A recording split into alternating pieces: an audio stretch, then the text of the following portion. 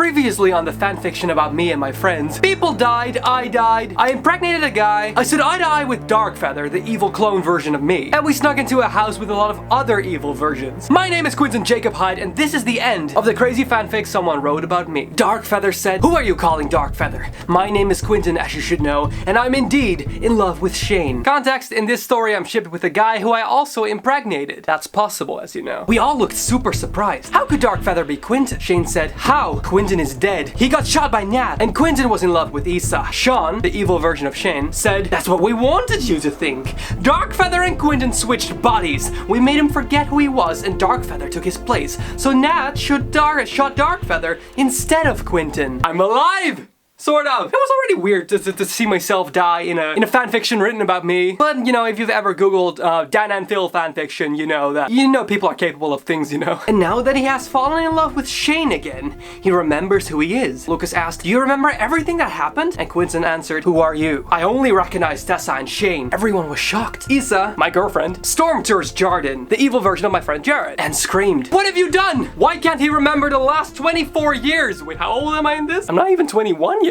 Why can't he remember me?" Isa started crying. Nat said, "Calm down, Isa. All we did was hypnotize him so that he thought he was Darkfeather. We didn't erase his memory." Nathan said, "I erased his memory." "Don't worry, we didn't erase his memory." "Oh yeah, no, I did that. Yeah." "Darkfeather had told me to do it. I didn't think this would happen." Lucas asked, "Is there a way to restore his memory?" And Nathan said, Maybe. If there is, we have to go somewhere else." Jesper answered, "Let us at least try. One thing though, why would you help us? Just a second ago, you were on the opposite side. All I wanted to do was bring Quinten back to his real family.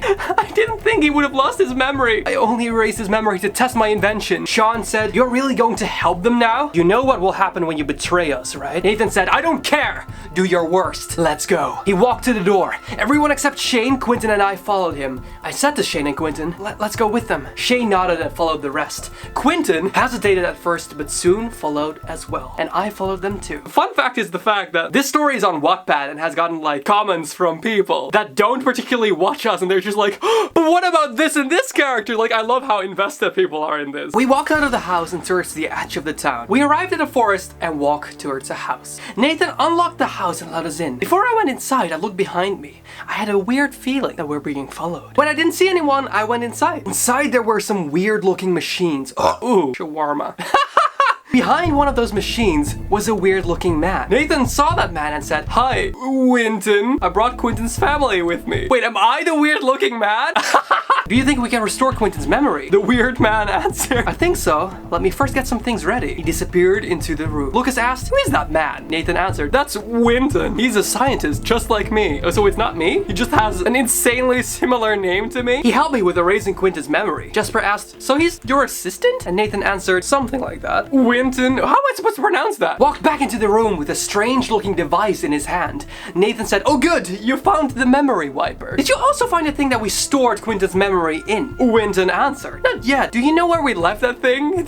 I feel like that's the thing you should, put somewhere safely. Nathan said, "I might have an idea. I'll help you look for it." Nathan turned to us and said, "Don't touch anything." Quinten and Nathan disappeared into the other room. While we were a bit relieved and started to talk to each other, I noticed that Shane started to look around. I walked over to Shane. Shane was deep in thought. I believe he didn't even notice me. He took something out of his pocket that looked a bit like everything here, and he compared it to everything here. What? How what do you have with you that looks like everything in a room? And he compared it to, I just picture someone going like, "Alright, no, nah, no." He called Nathan, who walked back into the room. Shane asked, "Is this what you were looking for?" And he gave the thing he had to Nathan. Nathan examined it and said, "Yes, it is. How did you get it?" Shane answered, "Quinten, well, actually I think it was Darkfeather, pretending to be Quinten, gave it to me and told me to guard it with my life and only give it to two people called Nathan and Quinten." Pretty clear stuff. Isa asked, "Can we restore Quinten's memory now?" "We should be able to. We have everything we need in order to do so now. I do have to warn you all. We have never done this before. It might not work. Quinten, follow me, please." Quinten and Nathan walked into the other room and we all waited in suspense. After 30 minutes of waiting, they finally came out of the room. Quinten said, "Good news! My memory is restored." We were all so relieved. Isa said, "Awesome!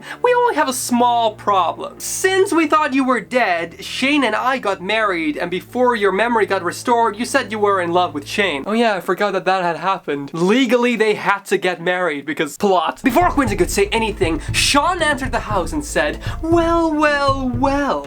Don't you all look happy now that he got his memory back and you can finally go back to the way it was? Oh wait, that's right, you can't. Because Isa and Shane got married and Quinten is in love with Shane. Jesper said, so what? They'll figure something out. I don't see why you should care about this, so what do you want? Sean answered, the same thing I've always wanted. To pay Shane back for what he did. Who do you think sent that letter from the government after all those years? Oh yeah, that's why they had to get married or something, right? And who do you think gave Darkfeather the idea to kidnap Quinten and wipe his memory? I gasped and said, no, that was you. And all just so you could pay Shane back? Also, why use Quinten? He's so awesome. It definitely says that in there. Sean responded, yes, indeed. Yes, indeed. And it worked quite well, may I add. Also, I used Quinten because Quinten was his first love and Quinten got impregnated, which gave me the perfect opportunity to force Shane into marrying someone he didn't love. I love how many times my name is mentioned in that sentence. And as a bonus, I got Lucas to turn on him even though it was just for a moment. The only thing that I didn't take into account is the fact that Jordan and Nat would turn on me when they saw how tight and hurt your family is. Now I had to take care of them first. Shane said, wait, what? Lucas turned on us? And what did you do to Nat and Jordan? Oh yeah, because the original Jared got killed by an alien balloon. Yep. And what did I do that was so bad that you would want to make my life a living hell? Sean laughed in an evil way and said, do you really not remember what you did all those years ago? I guess that's only fitting since you just kind of forgot about me. Also, Lucas wanted to have time with all of his fathers. Even though we were your dark personas, he sided with us. And Nat and Jordan are fine. I just had to beat them up a little and tie them up. It is really so annoying when people suddenly don't want what I want them to do anymore. Same! Don't think I have forgiven you for your little stunt, Nathan. Well, actually, it might have worked in my favor. I already had the idea this might happen. Some people are just so easy to manipulate. The others weren't that evil. All they wanted was a normal life, and I told them that I could give them one. Jordan did really shoot Jared because he was ordered to by the aliens, told you. But I made it so that Jordan died and that Jared turned into Jordan. Wait, so Jared's still alive? Jared still doesn't have a clue that he isn't Jordan. Huh. Lucas said, all my fathers are alive? You lied to us so that we would help you. You really are the worst. Sean said, am I? Shane here is the one who promised me that we would be friends forever. But as soon as Jared and Quinten came into play, he totally forgot about me. So it's only fair that I returned the favor. That's so petty. Quinten said, I'm sorry that happened, but this is not the right way. Well, I'm so smart. I'm sure Shane didn't mean to break that promise. Shane immediately said, Indeed, I never meant for this to happen. I'm sorry I forgot about you. There's a way for me to fix it, I would. Sean responded, that's a nice gesture, but it's already too late. There's nothing you can do to make up for all of those years. You had your chance, but now it's too late. Sean reached for something, but before he could grab it, Jordan and Nat stormed inside. They were clearly hurt. There was some blood dripping down their face, and they had quite a few bruises. Sean stopped with what they were doing and said, what are you two doing here? I thought I had made it pretty clear that you shouldn't try to stop me. Nathan said, yes, you did, but we couldn't let our family die without trying, and it would seem that we came right on time. Sean said, your family?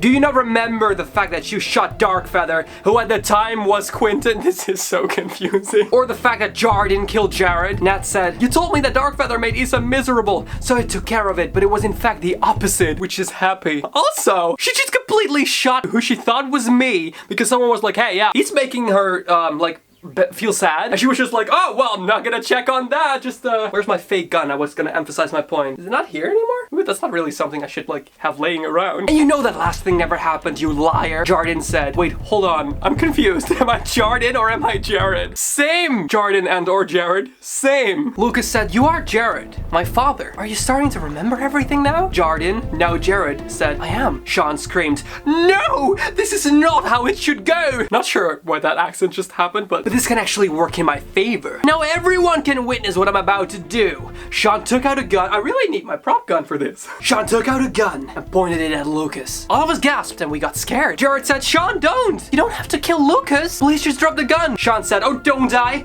But then how do I punish Shane for what he did? I don't know, like a normal person? Just unfollow him on Instagram or something. Nathan grabbed a weird looking gun and pointed it at Sean. Nathan said, drop the gun, Sean, or I'll shoot you. Sean said, no, none of this should be happening. Fine. Sean threw the gun on the ground. When the gun hit the... That's really not smart. When the gun hit the ground, it accidentally went off and the bullet hit Lucas's foot. Luckily, the wound was not that bad. After the gunshot, we all looked over at Lucas to see if he was okay, and Sean took his chance to get away. Jared noticed and said, "Sean is getting away!" Tessa, Shane, and Nathan, you better go after him. Oh wait, that's a sentence. Tessa, Shane, and Nathan, you better go after him. We will take care of Lucas. Okay, let's go, I said. We went outside and saw Sean in the distance. He runs fast. We started to run after him. When we were close to him, Nathan said, "Stop or I'll shoot." Nathan is badass in this story. Not as badass as I though, because I mean, I was dead for half the story but came back. That's pretty cool. Sean stopped, turned around and said, "You might have caught me now, but I will get my revenge on all of you." I said, "Sean, you don't get it, do you? There's not gonna be a next time. You will be locked up in jail for the rest of your life." In what country is this? Because this country doesn't have lifetime in jail. Sean said, "I won't let that happen." Sean threw something in the air and started to run away. Nathan saw this and he had no choice but to shoot Sean. This is gonna get demonetized so much. Shane walked over to Sean and saw that he was dead. Shane said, "Oh Sean, it shouldn't have ended like this. I'm so sorry for everything." Shane walked back towards us and we saw that Sean had thrown up a USB stick. We grabbed it and went back to the others. When we got back, we told what had happened. We put the USB stick in a computer and saw that there were some videos on it. Most of them turned out to be videos of Sean doing the stuff he had told us that he was responsible for. Why did he film that? He was just vlogging, doing crime. Hey guys, so today we're tricking someone into shooting their beloved friend. Love it. One video was different, however. It was Sean saying goodbye. Mostly to Shane. Shane got really emotional over this, so we decided to leave him alone for a little while. We started to think about what we're going to do now. Isa admitted that she was in love with Shane and Quinten. Are we gonna go into a polygamous relationship? Quinten admitted that he was in love with Isa and Shane. Lucas said that he wanted to live with Quinten, Jared, and Shane. Oof. Nat said that she wasn't in love with Isa anymore, but did want to be a part of the family. I just wanted for us to be one big happy family. Shane came back into the room and admitted that he was in love with Isa and he had fallen in love with Quinten again. Jeez! What? What's happening? Nathan asked if he could be a part of our family as well, and we all said that he could. This was the guy who kidnapped people! And we just met like, what? I think in the story time like a week ago? Or like, no, I think like a month or something. And he's just like, "Oi man, can I join your family?" And we're all like, "Sure." Now all we had to do is figure out how we could do this legally. Good luck with that. Nathan proposed that we would just live in a big cabin somewhere in the middle of nowhere where no one would find us. Yeah, that's something a criminal would say. That's something someone like an evil scientist who kidnapped people would say. We all thought this was a good idea. The only problem was where we could find a cabin in the middle of nowhere. Jared said, "I have a cabin in the middle of the woods where we could all live." We started to make our way towards the cabin. Why did he have this? Are we not addressing this? We arrived and the cabin was beautiful. It looked more like a big house that belongs in the city somewhere. We went inside and soon we all had claimed a bedroom. This place was perfect and we could finally relax after all those years. Oh, this took years? Isa, Shane, and Quinten decided to just forget about marriages and Lucas finally lived with all his parents. Everything was perfect and we lived happily ever after. So I end up in a polygamous relationship. Did not see that coming. I think the biggest takeaway from this whole story is as follows. No matter how strange your family is or whether you consider your friends family, it only matters if you're happy together with all of these crazy people that surround you. And most importantly, I was hot enough to get multiple people to date me at the same time. If you are curious about the first and second part of this story, you can click right here or one of the links in the description. I post a video every MoWeFi, which is Monday, Wednesday, Friday, with a live stream on Sunday. And I do all of that because I want to create a nice community of positive and fun people and connect with you. But above all, I really hope you enjoyed this video and I would love to see you next time.